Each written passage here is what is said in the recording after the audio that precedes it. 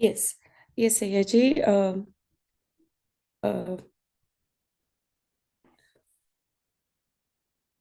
Ayya, are you able to hear me? Yes, we are able to hear you. And Ayaz, you can unmute and start. Yeah, Ayya ji, you need to unmute yourself and please start the Dhamma discourse.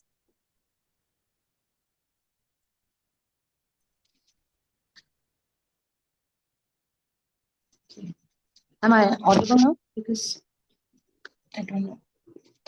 Yes, Ayya ji, we can see you. Okay. Can you hear me? Yes, yes, Ayya ji. Okay. Namo Buddhai. My network was disconnected due to some reason, I think. So today we are here celebrating International Women's Day on Anna Online Vihara. I'm very thankful to Anna Online Vihara for inviting me here to celebrate the International Women's Day and talking on the wisdom of Buddhist women from the past and in the present also.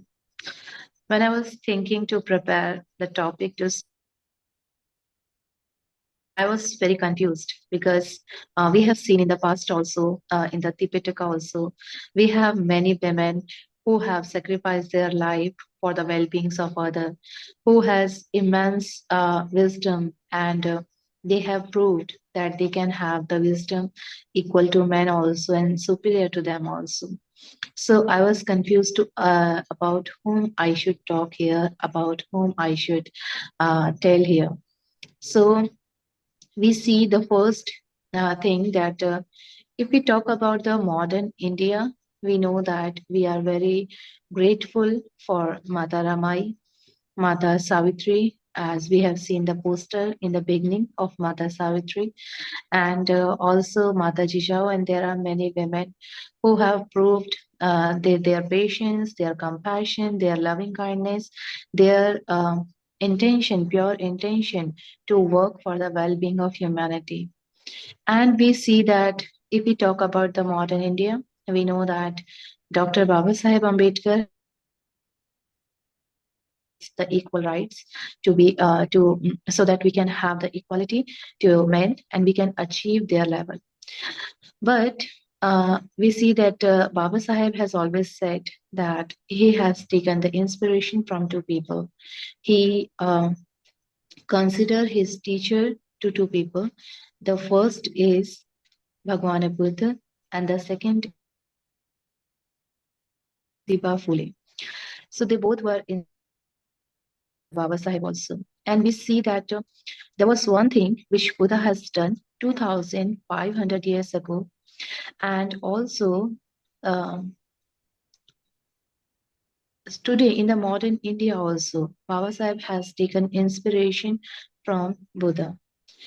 You can imagine that there was a time 2500 years ago, there was a time when no women were allowed to leave their home and become bhikkhunis. Yes, we celebrate the achievements of women as doctors, as pilots, as engineers, but we never celebrate the women who has um, taken the renunciation, who has renunciated their home, who has taken a step forward, and they are not being now housewife or homemaker. They are not, but they are raising the mental ability of women in the society. We never celebrate the days of bhikkhunis who has left their home for the well-beings of others, for the welfare of other people, out of compassion, out of loving kindness. So you see, 2,500 years ago, Buddha was the first ascetic, we will say, because at that time there were many community of ascetics, different ascetics were there, and they have their community, and they were practicing different things to attain nibbana or to attain the moksha. Buddha was one of them who was practicing, who practiced 6 years, and then he became the Buddha. At that time, no community allowed women to renunciate their home and do such practices and become wise, because at that time also, same as in the present days, we see that women are always considered inferior when it comes to wisdom. They are always considered that they have less wisdom than men. In India, also, you see when some of the women who talk much or who give more advices, they are always people always make fun of them behind her. We have seen many things. And also, uh, like I will share one thing that we are called Ayya. In Pali, there is Ayya, same as for men, there is Bhante. So we are called Ayya. So when I used to visit to UP, Uttar Pradesh, the people used to say Bhikkhuni ji, Bhikkhuni ji. They used to greet me as Bhikkhuni ji. I said that Bhikkhuni is a level of education of uh, the years we have been in robes, but you cannot call Bhikkhuni ji same as you don't call Bhikkhuji, you call Bhanteji. So there is a particular word for women also, and the word is Ayaji. And they laughed because they said that Aya word is still used in their area, but Aya, they call Aya to those women who talk much, who give more advices, who think that they are wise. So like they make fun of them that don't become my Aya, okay? And when they say this to women, don't become my ayah, don't give me advices, don't talk much. So the women get angry because they are called ayah. So they get angry. So the Upasak said, we cannot call you ayah because if we call you ayah, you must get angry. I said no. So there was a time during Buddha's time also when women had the wisdom, and they used to give training, give advice, teaching the people. So at that time also the bhikkhunis, the women were called ayah, and in UP, the same practice is going on, but in a negative sense. When women talk much and they are trying to become, they are like they are considered to be wise. So they are like um, people make fun of them, and they are like teased by the people that don't become ayah. So during Buddha's time also, we see there were many women, and Buddha was the first person in among all the community at that time. Buddha was the first person who allowed women to renunciate their home and become the bhikkhunis, get the wisdom, attain the nirvana, become enlightened, and then go to enlighten other people also. So today we are celebrating Bhikkhuni. Today we are celebrating International Women's Day. We always think when we celebrate about women, we always think that women have become the doctors, engineers, and they are getting equal education, equal opportunities, equal salaries. They can vote nowadays. They can be ministers. They can be anything in the world. But there was a time when women were not allowed to become wise, to get the wisdom, to attain the enlightenment and enlighten the world. At that time, Buddha allowed women that, and also we know the conversation between Bhante Ananda and the Buddha. When Bhante Ananda was trying to convince Buddha to give ordination to his mother, at that time Buddha was ignoring, and Buddha was saying, "No, we cannot do that." And there are some misconception about that also, that some people think that Buddha did not want the women to enter into the Sangha, but it was not like that, because when we study the Mahaparinibbana Sutta, at that time the Mara, he said to the Buddha that, Buddha, when you attained enlightenment and I requested you to attain Mahaparinibbana, at that time you said that first I will make my four Sangha, Bhikkhu Sangha, Bhikkhuni Sangha, Upasaka and Upasika Sangha, and when all my four community or four Sangha will be able to understand my teachings in a correct way and will be able to teach to other people in a correct way, then only after that only I will attain Mahaparinibbana. So you see, when Buddha got enlightened, just after that, he announced that to Mara, that I will make Bhikkhu, Bhikkhuni, Upasak and Upasika Sangha. So there was no question that Buddha did not want women to take ordination. There may be some other reason to say no to Mahaprajapati in the beginning. So when Ananda was trying to convince Buddha, at that time, Ananda asked him, do you think that women cannot attain wisdom, the equal wisdom as men? So Buddha said, no, Ananda, that's not the case. Don't say this again. Women are equally capable of attaining enlightenment, of attaining Nibbana, same as men. So you see, Buddha at that time knew that women can be equally wise. Women can have the equal wisdom to men, and they are capable of sharing it with other people also for the well being of others. And the same inspiration was taken by Dr. Babasaheb Ambedkar. And Babasaheb Ambedkar, that's why he said that the women are the pillars of the society, and if the women are progressing, then only a society can progress. I measure the progress of a society on the basis of the progress of women in that society. So Baba Sahib has taken the inspiration and he has given us equal rights. We know that. So Buddha was the first ascetic at that time. And you see the Mahaprajapati. Today we take inspiration from a lot of women in the world who have achieved something in the world, but we have never thought of the bhikkhunis who have achieved a lot of things in the past, and they had so many qualities in them that because of those qualities, now we have the bhikkhuni sangha even after 2500 years. You see, there was a time when there was no bhikkhuni. Bhikkhunis were vanished. They were completely vanished. But now we still have the bhikkhunis not only in India but in all the countries in the world. You have the Thaluka Bhikkhuni, California, USA, and she is.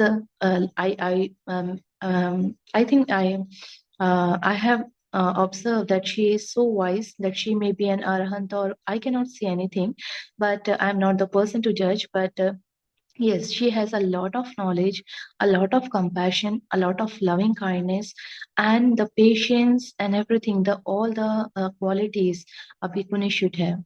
So if we see the story of Mahaprajapati during Buddha's time, so you will find out that Mahaprajapati, when she decided to leave home, at that time she was 80 years old.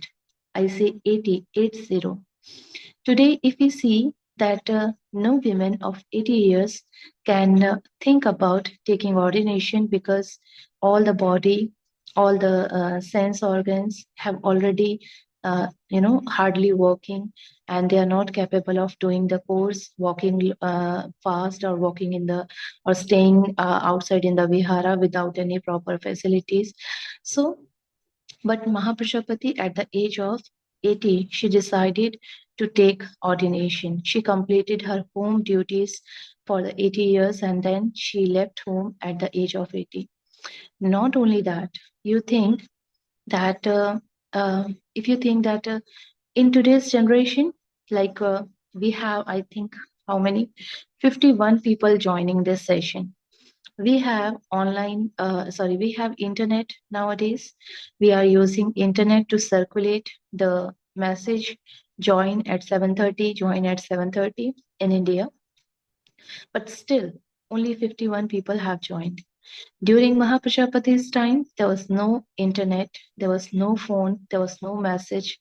But when she decided to leave the home to take ordination, 500 women left their home with her, and they also walked from Kapilvastu to Vaishali just to take ordination, just to become bhikkhunis. So you see the strong determination she had. First of all, the strong determination. Buddha said no to her 3 times when he was in Kapilvastu, but She had that strong determination that even after refusing 3 requests, she decided to walk from Kapilvastu to Vaishali just to convince Buddha that I am capable of becoming bhikkhuni. So she started a movement, she started a mission, and she succeeded. And also, not only that, she had so much compassion, she had so much loving kindness that 500 women joined her without any internet. 500 women joined her. Not only joined her, if you see the life of Mahaprajapati, she lived for 40 years more. Being a bhikkhuni, she ordained at 80 years. Sorry.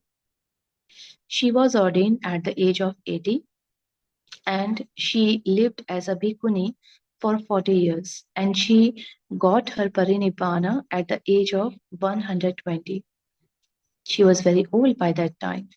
And when she decided to enter parinibbana, when she decided that those 500 women who left their home with her said to her that we left our home with you, we attained the arhant with you, we became arhant with you.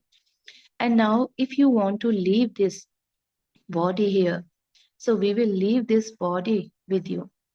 You see, nowadays, if we see the qualities of women, if you see that we love our children, we love our husband, we love our parents, we love our brother, sister, or whoever in your life, there is some person who is very special to your life.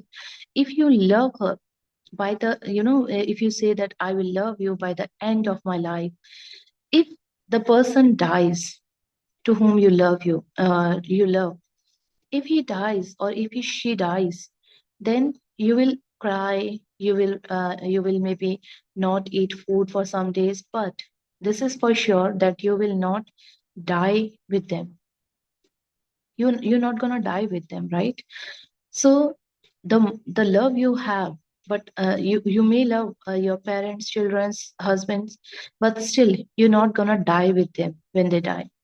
But you can just imagine that she lived with those 500 women for 40 years, and they lived so compassionately. They lived so with so much loving kindness that when she decided to die or enter parinibbana, those 500 bhikkhunis, they also joined her for parinibbana, that we will die with you. We will attain the parinibbana with you. And the loving kindness and compassion throughout those 40 years must be very strong, that she, even in her old age, made a strong bhikkhuni sangha at that time, and many bhikkhunis became arhant, attained the same wisdom as bhikkhus. And even when Mahaprajapati, she decided to enter parinibbana, she went to the Buddha to take permission from him. So Buddha said, Mahaprajapati, do not enter parinibbana now, but first you, the people sitting here, the Bhikkhu Sangha, Upasak and Upasikas are sitting here. So show them something, show them some miracle, then they will believe, so that they can believe that women can attain the same wisdom as men. So the Mahaprajapati, because she was Arahant, so she had some miracles power, spiritual power. So she showed some power there, and the people sitting there, the men sitting there, both Bhikkhu and Upasak, and also the Upasika Sangh, they were so amazed and they paid respect to her 3 times with full devotion, with full faith, that women really, the women are capable of attaining the same wisdom as men, and Mahaprajapati has attained that. So she proved, and Buddha also, Buddha could say, when she asked for the permission to take parinibbana, Buddha could say, Mahaprajapati, you can take parinibbana as you want. But Buddha did not say that. People to know, attain the same and same spiritual powers as men. So he asked Mahaprajapati to show them some power. And all the Dr. Baba Sahib Ambedkar have taken from the Buddha, though Buddha has a lot of qualities, and also Baba Sahib Ambedkar has taken a lot of qualities from Buddha, has learned a lot of things from Buddha, but this was also one of the main things. Not only that, if we see the life of bhikkhunis in the world, in the Buddhist tradition, the nowadays Mahayana bhikkhunis, Theravada bhikkhunis, and also in the past, you will find out that all the bhikkhunis, they have struggled so hard. You see that if in the past men had to struggle so much to get ordination, maybe they would have given up by that now. But women, though they had a lot of struggle, they faced a lot of challenges, there were many obstacles in their path, but still they survived, they become bhikkhunis and they become arhan. We have a great story of Sanghamita also. We all know the Sanghamita, right? Bhikkhuni Sanghamita, who was the daughter of Emperor Asoka.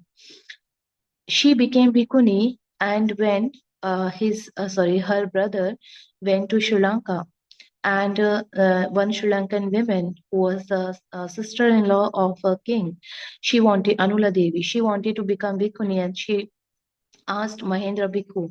So he said that you need to call my sister from India to give you ordination. At that time, when an invitation was sent to Emperor Ashoka, he was a little confused and he was like afraid of sending his daughter to some foreign country. We know that today we have internet, we have video calls, but still, if we have to send our daughters to foreign country, sometimes there are like we have some fear, we have some, anxiety in our mind if we are sending our daughters to foreign countries. And if we send them, then we call them 2 times, 3 times a day, video call them and check everything is okay or not. But at that time, there was no internet, and Emperor Ashoka, he was afraid to send his daughter. At that time, Sanghamitra said, I would like to go and I will go. Don't worry, father. My brother is waiting there for me and I have to go. And then she took the sapling of Bodhi tree from Bodh Gaya and she went with 11 bhikkhunis, and this is the world's record, that there was the women who is recorded in the history who went to some foreign country. It was the Bhikkhuni Sanghamitra with 11 bhikkhunis. And also the Bodhi tree she planted at Anuradhapur is the world's oldest man planted tree. It is the world's oldest man planted tree, which was planted by Sanghamitra, which was carried by the Sanghamitra, a bhikkhuni, a Buddhist woman. So, if we would like to take inspiration, if we have sometimes we have doubts on ourselves, whether we have the wisdom, whether we can do this or not. Sometimes we may face the challenges, like there are many obstacles in our path. So we have a lot of bhikkhunis in the past. We have the Theri Gatha, we have the Apadan Theri, and they have faced a lot of challenges in their life, but still they were able to be ordained. They were able to get the same wisdom to become free from all the sufferings in the world, and they proved that even after so many obstacles, only women are capable of attaining wisdom, of having the compassion, having loving kindness, having the qualities of patience, and having the qualities to connect the people together. So we have a lot of stories. You see, nowadays, though women have achieved a lot of things, they have become the doctors, engineers, and many things they have. But are they still free from their sufferings? Because on emotional level, if we see, women are still bind. Women are still attached to the things, to the families, and they are emotionally so weak that they are, no matter how much they are earning, how high post they have, no matter, but they are still so emotionally concerned, emotionally weak, that people still or men still think that they are inferior in the area of wisdom. But if we take inspiration from the bhikkhunis, there are many bhikkhunis, as we have many women nowadays. Some women may be poor, may be rich. Some women may have good families. Some may have not good families. Some may have good husband or not husband, widow or childless. There are many women. And all the bhikkhunis in the Buddha's time also, they were the same. Some bhikkhunis came from royal families, some bhikkhunis came from poor families, some bhikkhunis had great, like their husband were king and they have a lot of money and palace and everything, and beauty also. And some women, they were like poor, their husband died, their parents died, their only child died, and nobody was marrying them. They become like mad, emotionally weak. And all the women, no matter they are rich, poor, beautiful, ugly, or good family, bad family, no family, widow, every woman, there we have example of every woman in the Tipitaka, that they became bhikkhunis and walked on the path of Dhamma and became free from their sufferings, had the wisdom as equal to men, had the compassion and loving kindness, which is the um, I would say the key quality of the women. So they have all those things in the past also. And today also in the present, if we see, there are many bhikkhunis who have struggled so hard. We have Dhammananda Bhikkhuni in the Thailand. We have Taiwanese Bhikkhuni Sangha, which is the strongest Bhikkhuni Sangha nowadays in the world. And we have many Bhikkhunis in the Tibet also.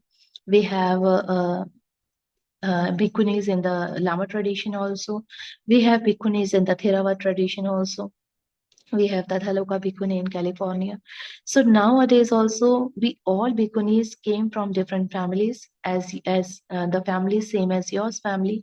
We some of the bhikkhunis among us may be from rich families, from poor families, beautiful, ugly, widow, or good family or bad family.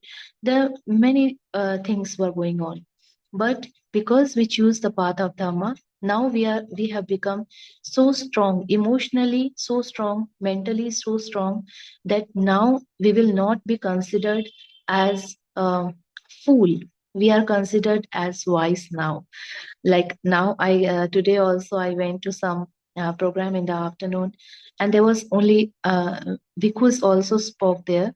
But when I started speaking and the bhikkhuni sangha with me, we started speaking, people were kind of liking it, and especially the women, because when they see the bhikkhunis, they feel like they are seeing someone among them. So this session is only about the Bhikkhuni Sangha, the wisdom that Bhikkhunis have showed in the past also, the wisdom that Bhikkhunis are showing in the present also, that women, no matter how high they have been posted, how much they are earning, but still, if we see the women have emotionally weakness and they are so much attached to their families, but men are not that much attached. If we see that someone dies, the women cries a lot, the men don't cry. So if you would like to become, this is my last message to all the women who are listening to this video, that if you would like to become emotionally strong, do not get easily attached to the people or to the things, so that you will have sufferings in the future. So if you would like to become wise, have the wisdom, have the compassion and loving kindness also, but the wisdom is very important. Compassion and loving kindness, you will not get attached to the things, and wisdom, you will know how not to be attached to the things or to the person, and then you will become emotionally strong, you will become mentally strong, and then no one in the world, your husband, your parents, your kids, or any other person, no one can disturb your peace of mind, and you will fly more higher than you are now. So, do whatever you want to do in life. I am not forcing anyone to become bhikkhuni, but as an upasika also, you can take the examples of bhikkhunis in the past, the wisdom of those bhikkhunis, and then learn and practice the Dhamma so that you will become so emotionally and mentally strong that no one in the world can disturb your peace of mind, and you can achieve a lot more than you are now. And also, when you become emotionally and mentally strong, men will not consider you as fool, men will consider you as wise, and then they will start taking advices from you, and they will not call you Ayya for sure. They will call you Ayya, but they will not tease you calling Ayya. So this is my word for today. Have the wisdom, take examples from the bhikkhunis, and become emotional and mentally strong. Do whatever you want to do in life. Be the doctor, be the engineer, be the pilot, be the administrative, in the administrative department, whatever you want to do in the life. But become mentally and emotionally strong, and that is possible only after walking on the path of Dhamma. And take examples from the bhikkhunis in the past and in the present, how much struggle we have done, we have faced, but still we are walking in the path of Dhamma, and we are emotionally and mentally strong, and we can attain the same wisdom as men can achieve.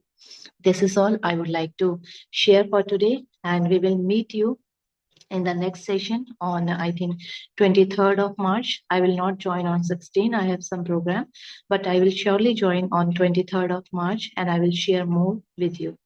Sadhu, sadhu, sadhu. Happy Women's Day to all the beautiful women out there. Sadhu, sadhu, sadhu. Sukhi hontu.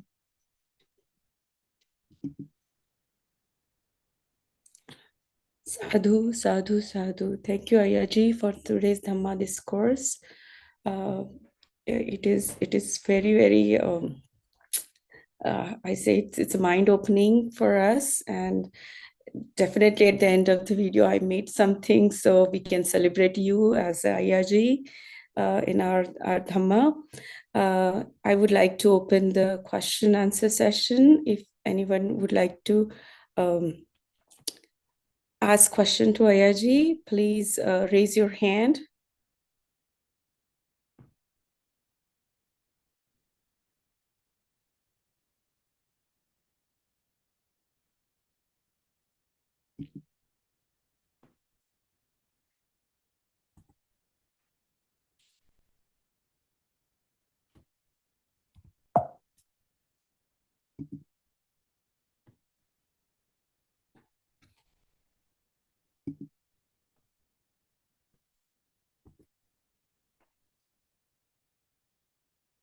I can't see anybody's hand raising.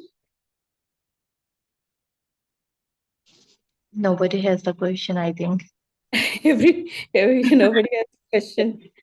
Only the two kinds of people don't have questions. The one who have understood everything well, or the one who have not understood anything. I don't know the people who are watching me, who are listening me, what kind of people they were, the first or the second. Okay, Smita has raised her hand. Okay. Ayaji, thank you so much for your Dhammadesna. It is Sadhu. very, very inspiring to see Bhikkhuni Sangha and how Mahaprajapati also went on to become a Bhikkhuni or Ayaji at the age of 80. Very Yeah. inspiring. And I loved your comment about becoming emotionally strong, becoming detached. It is easier said than done, though, right? Like, it is very difficult being an upasika to emotionally be detached and to be emotionally strong. And as you said, it's not about earning money, it's not about getting professionally where you are in life. It is about following the dhamma, but following dhamma is also not easy. Like, it's very, very difficult. What is your advice on that? I would advise that, of course, the following Dhamma is not very easy. But you see, when we talk about the wisdom, the Buddha has explained the three levels of wisdom. The first is Shrutmai Pragya. Shrutmai Pragya means only the wisdom arise listening from the Dhamma. So the first Buddha says, if you want to be wise, if you want to become, if you want to have the wisdom, so first you should start listening Dhamma more and more. No matter what you are listening, no matter how you are listening or reading, or no matter whether you are listening from some monk or nun, but try keep listening Dhamma, because this is the first level of attaining the wisdom. The second is, Buddha says, Chintanmay Pragya. The whatever you have listened, maybe every day, if you listen half an hour, 1 hour, then maybe you will analyze the words you have listened, and you will get time during daytime or maybe before sleeping. You just analyze what you have listened. Maybe you have listened 1 hour, but just analyze for the 5 minutes from them, from that Dhamma talk. But just analyze in yourself, think about that, rethink about that. And then Buddha says, Bhavna Mai Panya. Bhavna is like having the realization of those things and just acting on that, acting like that. So, first, I would suggest, like, it's not easy to walk on the path of Dhamma, being in household life, though it is not very difficult also, because there are many upasikas who are following. Maybe you can have a different lifestyle and different family in staying abroad. It may be difficult because the timings and the schedule and the duties, you may have different time schedule and duties. So it may be difficult for you and difficult for many women in India also who are working and managing families also. But I would suggest start listening Dhamma. At least have the first kind of panya, have first kind of pragya, the Shrutmai pragya. So if you start more and more listening, what you have to do is, if you get time, you just sit down, be relaxed, and play some Dhamma talk on YouTube or live sessions and just listen to it. If you don't have to, or if you have time, you can read some books also. Every day, make a timetable. And if you don't have time, then what you can do when you are doing your household chores, like you are eating, you are cleaning, or you are preparing yourself for going office, at that time you can have a small speaker at your home and play some Dhamma talk, so that walking and eating at during that time also some Dhamma will come to your ear, and you will listen at least some words out of them, and then analyze it when you have time during the day. 2 minutes, 3 minutes, 5 minutes, 10 minutes, analyze it. Before sleeping, analyze it. So start listening more and more Dhamma, and you will start realizing the things, clear things as they really are, and then you can have time for analyzation. So this is my advice. Listen more and more Dhamma and have at least the first kind of wisdom. Thank you so much, Ayaji. Thank you, So Ayaji, for this one. Giving Smita a broad view about the emotional detachment. Sumit has a question. Sumit, I would like to invite you to ask question to Ayaji. No, it was Sujit. Oh, Sujit. Okay, Sujit, go ahead. Oh, Sujit. If not, I think he. Sorry, Dada, you are unmuted. Yeah, so there's another person who has raised the hand. You can definitely ask. Okay. If Sujit is not there, I can ask the next person. Is Kamal Khan Patil?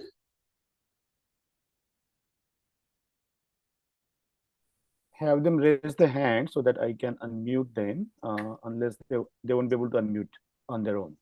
They have to raise their hand. I Okay. can see Risha Kafle from Nepal, I think. I have a question like which is on Messenger, like message. The question is, which place were we Sanghamitra Bhanteji took Bodhi tree to Anumolata. Which place was that? Anuradhapur. Yeah. It's in Sri Lanka, Anuradhapur. She took the Bodhi tree sapling from Bodh Gaya, the place where Buddha got enlightened, and she took it to Anuradhapur, and it is still there in Anuradhapur. If you have some time, visit the Sri Lanka, and it's beautiful country. It has like Dhamma in the air. and very, very beautiful. I last year I visited it for the first time, and this year I'm going again because I liked it very much. So if you have ever chance to visit Sri Lanka, go to Anuradhapur, and if you can ask to anybody, Jaya Siri Mahabodhi is because highly respected tree. So they don't call it Bodhi tree, they call it Jaya Siri Mahabodhi. So it's in Anuradhapur in Sri Lanka. Am I audible? Yes, Risha. Vandana Ayyazi. And I don't actually have a question, but I just wanted to thank host team for organizing this so that I'm able to listen to Ayyazi from Nepal also. So I just wanted to take a moment to thank everyone for organizing this, and I hope to listen to Ayyazi in upcoming future as well. So thank you so much, Ayyazi. Thank you so much, host team. So I am Richa Kafle from Nepal. So thank you. That's all. Sadhu. Thank you. Thank you, Richa.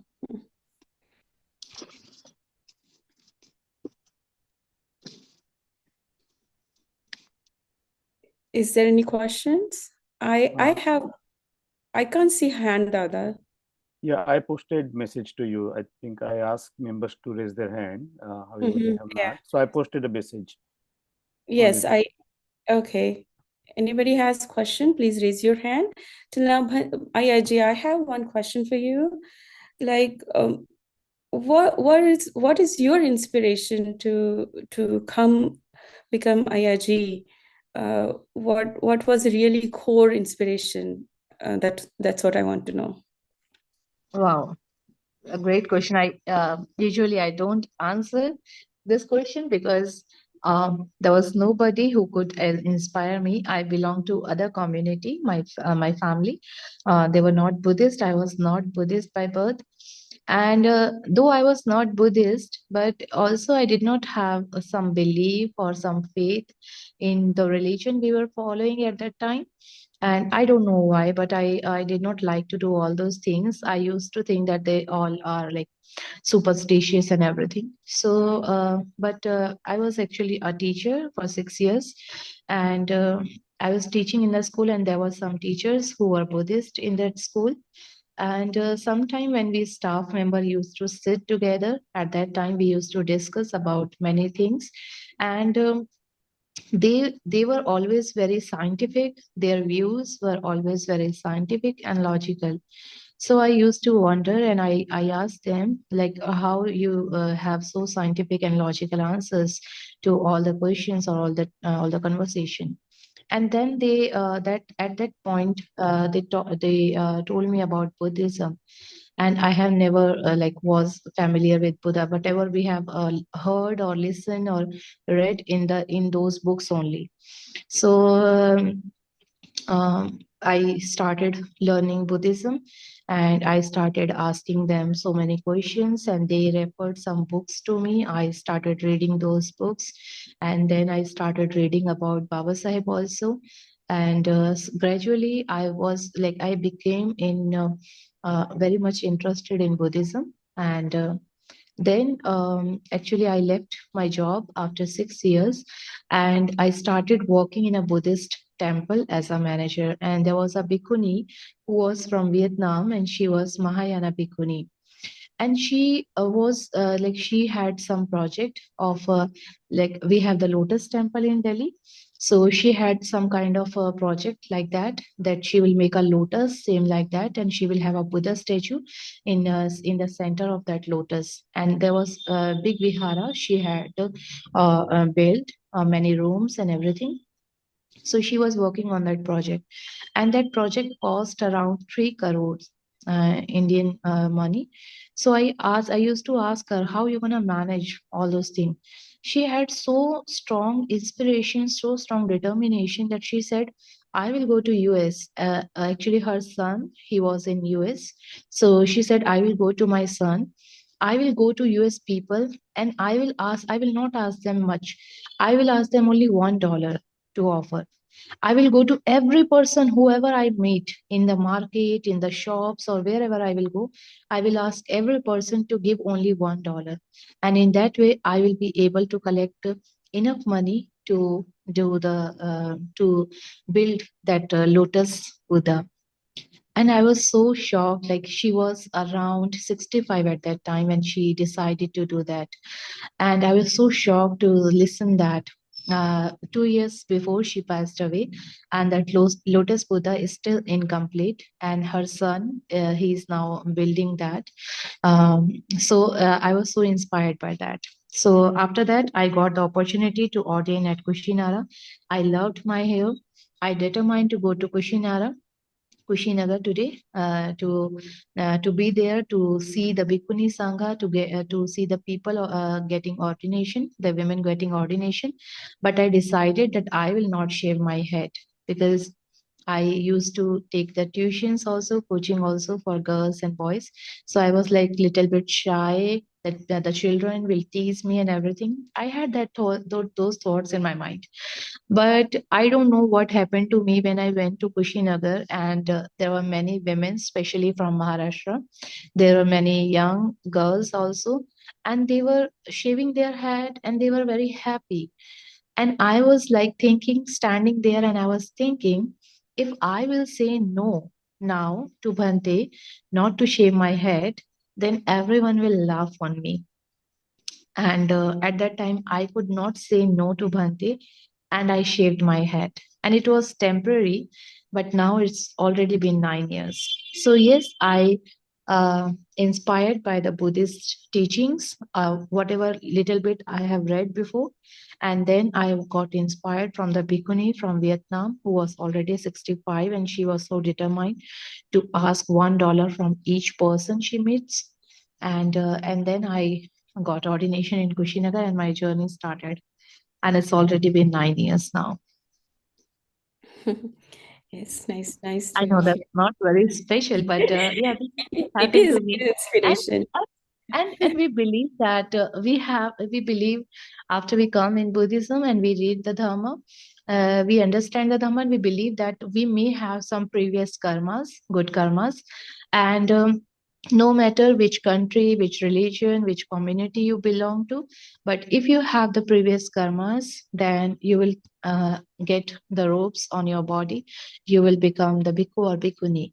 And if you don't have previous karmas, no matter how hard you try to become bhikkhu or bhikkhunis, you will not get an opportunity to be. So I may have some previous karmas. I believe that. Yes, you do. Yes, there is only Buddha said we have only the like a fistful people who is listening Dhamma. So Yes. yeah. Yes. Yes. So other question there is from Sanjay. As a beginner, which Dhamma shall be started to listen on daily basis? Okay. There are many Dhamma talk on YouTube. Do not go for the deepest one, like attaining the Nibbana or anything. Just how to be calm. What are the duties of upasak and upasikas? What should be the characteristics or qualities of upasak and upasikas? If you are not able to following the Panchashila, then how can you how can you make your Shila stronger? And these kinds of Dhamma talk you should listen. And if you would like to start a particular book, then I would suggest, first of all, the book written by Dr. Babasaheb Ambedkar, The Buddha and His Dhamma. So you will know the basic teachings and also the life of Buddha in that book. And after Buddha and His Dhamma, you complete, just read it for 2, 3 times, 4 times, because if you read it once, you are not going to understand that. So, and after that, I would suggest listen the Dhammapada, in which the stories are also mentioned, where the Buddha, in which condition the Buddha gave those Dhamma talks. And also, I would suggest you, I'm not promoting my channel, but I would suggest you to listen the Abhidhamma also, which is more about mind and mental factors. And we are teaching Abhidhamma. I take online class on every Wednesday at 5:30 a.m. Indian time, which will be, I think, evening in US. So you can join our Abhidhamma classes. And if you cannot join by that time, you can watch it later on our YouTube channel, because it is more about the mind. So, and I always try to teach it in the simplest form, which is not very hard to understand. So learn Abhidhamma. I think if you ask any other person that what should I start with, nobody will suggest you to study Abhidhamma, but I am suggesting you because it has helped me a lot. Though I was not from a Buddhist background, but I have learned a lot in those 9 years, and it is because of Abhidhamma. Abhidhamma is not everyone's uh, type of thing, but if you start understanding it, then it is very beautiful, very amazing. So you can learn Abhidhamma from our previous videos also. We have already taken 51 session of Abhidhamma, and we have all the videos on our YouTube channel, which is highest. You can search on YouTube, highest Dhamma Abhidhamma.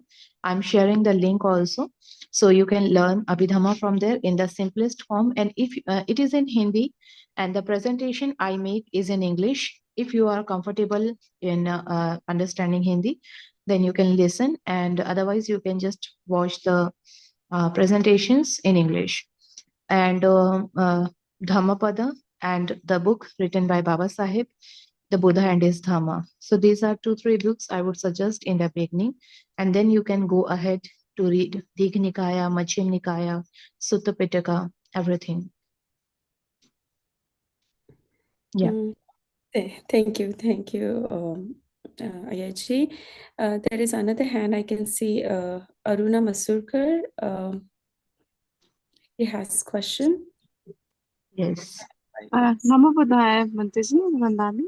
I had a question about what do you call that, Abhidhamma. I asked many monks, and even they said it's very complicated. So I'm so curious to know about your teaching and your knowledge about the Abhidhamma and how you are teaching. So is there a way like I can start from the beginning? Because I'm thinking of joining your sessions. Arunaji, actually, Abhidhamma is very difficult to understand. But now we have many books on Abhidhamma, like Abhidhamma in daily life. How we can apply the Abhidhamma in daily life, and Abhidhamma is very useful for the meditators also. If you are meditating, if you are a meditation student, then Abhidhamma will help you a lot. And we have we are trying our best to make it very simple so that everyone can understand. So we are teaching the topic. We are not going very deep in Abhidhamma. Abhidhamma is very deep, and it is very difficult also to understand, but we are teaching the Abhidhamma which can be useful in daily life also. Simplest form, Abhidhamma in daily life we are teaching. And I have learned Abhidhamma. I did not know what Abhidhamma is, but the place I was ordained in Thailand, before in Vaishali and then in Thailand. I have learned Abhidhamma 3 years from them also, from them only, I would say. And then after I understood the basics of Abhidhamma, and I started self-study. So from last, like I started learning Abhidhamma in 2018. And till now, I am learning and teaching. I'm not a professional teacher of Abhidhamma, I would say, but I just learn some topics from different books of Abhidhamma, and then I teach that. So people like it and people can understand it very well. So it will be very helpful, Arunaji. And of course, you can start. We have already 51 sessions. If you will join on this Wednesday, the 52nd session, you may not be able to understand because you have to start from the basic for sure, because we have a series of Abhidhamma. So I would suggest you to start with the first session of Abhidhamma, and don't go for the 52nd. And if you need some PDF, I can share the PDF with you, but it may not be easy to understand from the PDF. You need a proper teacher, just as you need a proper teacher for meditation also. You need a proper teacher for Abhidhamma also. So I would suggest you to start with the first session. You have time, you can listen our session from first, where it was originated and everything, and then go further to the 51 sessions. And we will, then you can join 52nd session. So I would suggest that it's not that difficult, that nobody can understand. But now we have many sources from where we can understand it in a simplest form, which can be very useful in our daily life also.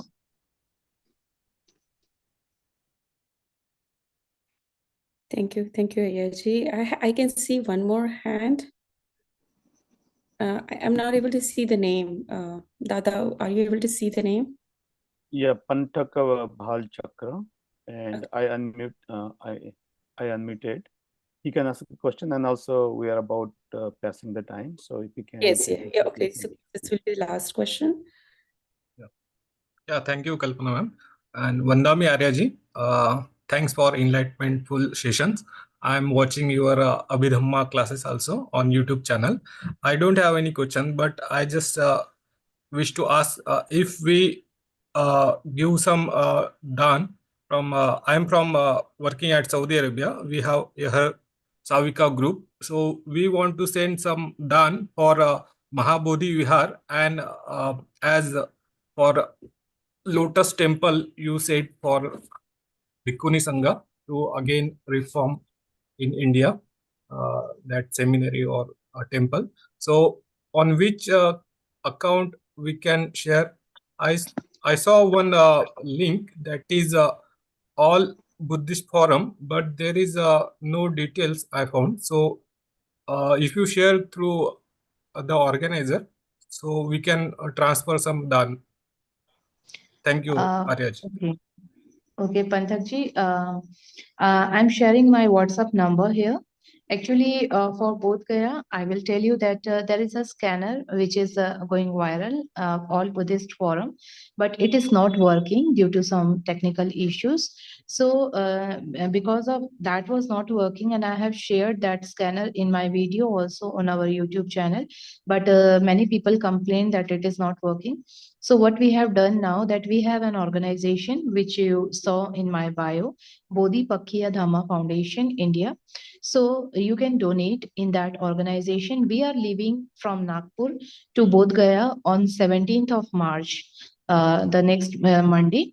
We are leaving for Bodh Gaya, and whatever the donations we have got, or we will get in till 16th of March, we will withdraw all the amount and we will help them there. We are going to like join them personally, and we can offer there. So it's Bodhi Pakya Dhamma Foundation. I have shared my number here, WhatsApp number. You can just send me a message on my WhatsApp, and I can send you the scanner of our organization in which you can offer for Bodh Gaya movement.